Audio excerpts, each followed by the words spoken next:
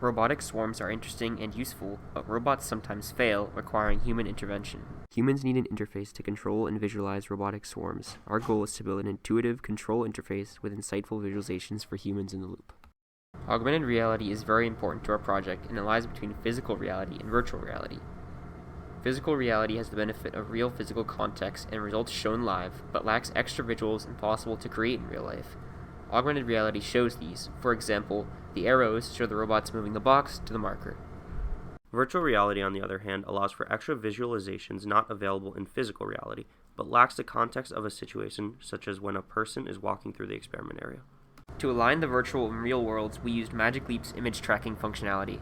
This project also forgoes the handheld display for more portable and hands-free experience, so free hands can be used for other tasks. The goal of this project was to design a first-of-its-kind, multi-user AR headset control and visualization system. Before COVID, we planned to run a user study, but it was deemed COVID-19 unsafe, especially with shared headsets and a physical environment. Therefore, our results are more in feature demos and development improvements, with user studies to be gathered when safe. Our work builds off previous Dr. SWARM MQP work, with displays attached to robots for debugging. Swiping up on the touchpad allows you to select from the entity display. Log display shows robot messages and commands. The output of the sonar sensors is used for navigating robots around each other. Wheel displays show you the speed the wheel is spinning. This is useful to detect traction problems on the experiment area floor. However, it can be difficult to keep track of all these robots, so we introduced a second user. They are waving hello. Now, user 2 is going to highlight a robot for user 1. This might be to draw attention to that robot to move it, or maybe it's misbehaving. Then user 1 does the same for user 2. Next is markers. Markers are used to direct attention or to serve as a reminder to one or both users about a specific location. For example, here we are using it to move a robot to this location. They aren't tied to entities, so they can mark just about anything between two users.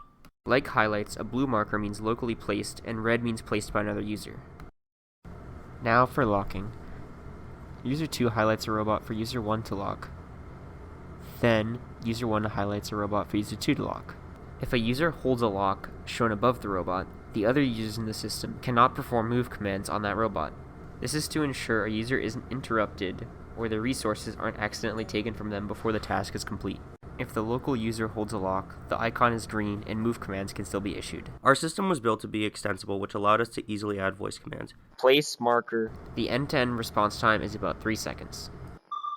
This extensibility makes SWARM a tool which can be used to evaluate the role of different features in a multi-user swarm control experiment. Extending on last year's Dr. SWARM 2 MQP, we continued using Unity as our game engine, which abstracted rendering code for us and allowed us to focus more on functionality. To do the high-level scripting, we used the C# programming language. In order to interact with the Magic Leap headset, from Unity, we used the Magic Leap support libraries. While last year's architecture consisted of less components, it was tightly coupled, making code reuse and scaling difficult. In order to fix this, we decoupled control elements into a number of different layers. This event-driven architecture allowed us to swap different components easily, making the entire system very modular. This was an important design choice as it allowed us to quickly and efficiently change between different physical controllers and domain commands. For example, in our project we were able to switch between a fully controller-based control scheme to a voice-driven control scheme without rewriting any components. We use 3 services which support the functionality of our Magic Leap clients: Argos Robot Simulator, SwarmServe, and SWARM Speech Serve. We use the Argos Simulator developed by Pincheroli et al. As our swarm controller. It publishes positional and sensor entity data to our Magic Leap clients, allowing them to update the renderings in real time. It also facilitates processing robot control commands from clients. SwarmServe facilitates the multi-user synchronization features. It accomplishes this through a publisher-subscriber pattern with HTTP publish requests and TCP subscriptions. Even when lab access was impossible due to COVID, SwarmServe combined with Argos's simulation capabilities allowed us to continue remote development. SWARM Speech Serve supports all of our voice control functionality, including transcribing voice data and extracting commands from it. It does this through the use of the CMU Sphinx library, which accepts WAV-formatted files.